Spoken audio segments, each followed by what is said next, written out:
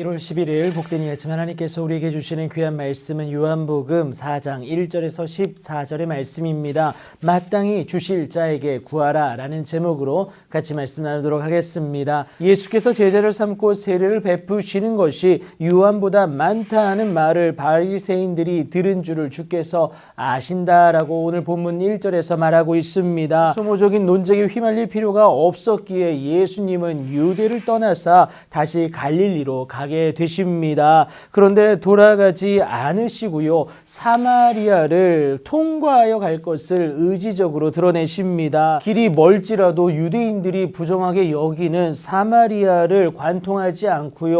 오히려 요단강 동편의 베레아를 돌아서 그 먼 길로 갈릴리로 넘어가게 되었습니다. 그런데 예수님은 지금 사마리아를 통과해서 가겠다라는 거예요. 특별한 이유가 있지 않고서는 유대인인 예수님이 피난을 감수하면서까지 굳이 이리로 향할 필요는 없었습니다. 하지만 복음은 누구에게나 열려 있습니다. 절대 제한적이지 않다라는 거예요. 하나님의 사랑이기 때문에 그렇습니다. 그렇게 예수님은 사마리아에 있는 수가라 하는 동네에 이르시게 되는데요. 예수께서 길 가시다가 피곤하여 우물 곁에 그대로 앉으시는데 그때가 6시, 유대인들의 시간 계산법에 의하면 정오에 해당되게 됩니다. 그 시간이면 사실 너무 더운지라 사람의 출입이 없는 한적한 시간이었어요. 오히려 사람들이 활동하는 것이 이상할 정도인데 저 멀리서 사마리아 여자 한 사람이 물을 기르러 오는 것 아니겠습니까? 하지만 예수님은 예상이라도 하셨듯이 당황하기는커녕 그 여자에게 물을 좀 달라고 하십니다. 그렇게 말을 걸어오는 유대 남자가 이상할 수밖에 없는 그 사마리아 여자는 예수님에게 당신은 유대인으로서 어찌하여 사마리아 여자인 나에게 물을 달라 하나이까? 라고 하면서 되려 묻게 됩니다. 그럴 수밖에 없는 것이 유대인들은 사마리아인과 상종하지 않았기 때문에 그렇습니다. 여자의 질문에 예수님이 답을 해주시는데요. 네가 만일 하나님의 선물과 또 내게 물을 좀 달라고 하는 이가 누구인지 알았더라면 네가 그에게 구하였을 것이요 그가 생수를 너에게 주었을 것이다 라고 분명히 말씀하십니다. 결국 네가 구하지 않았기 때문에 지금 받지 못하는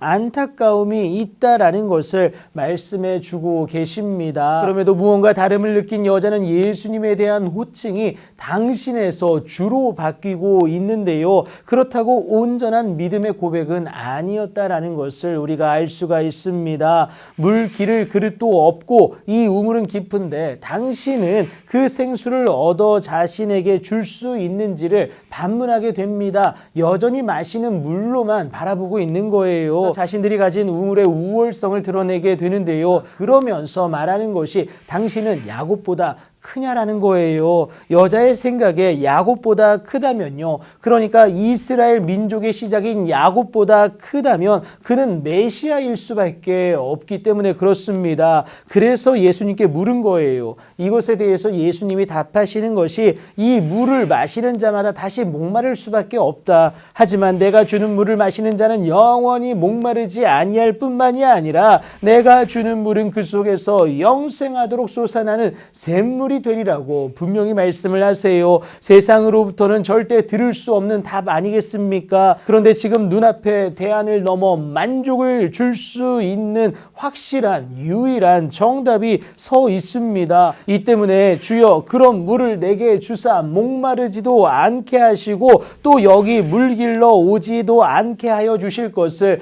여자가 간구하게 됩니다. 사실 세상적 필요를 위해 세상의 방법을 사용했던 그녀였습니다. 하지만 그런 비난과 함께 수고를 감수하여도 절대 만족은 없었고 더욱더 결핍을 여실히 느낄 수밖에 없었던 그녀의 오늘까지의 삶이었습니다. 그래서 지금 그녀는 세상에서 절대 얻을 수 없는 그 물, 영원히 목마르지 아니하는 그 물을, 그 정답을 예수님께 간구하게 됩니다. 오늘 여러분의 필요는 무엇입니까? 오늘도 하나님이 우리에게 주와 그리스도 되게 하신 예수님께 간구하시어서 그가 놀랍도록 채우시는 그 샘솟는 기쁨의 주인공 되는 여러분들의 오늘이 되길 예수님의 이름으로 축복합니다.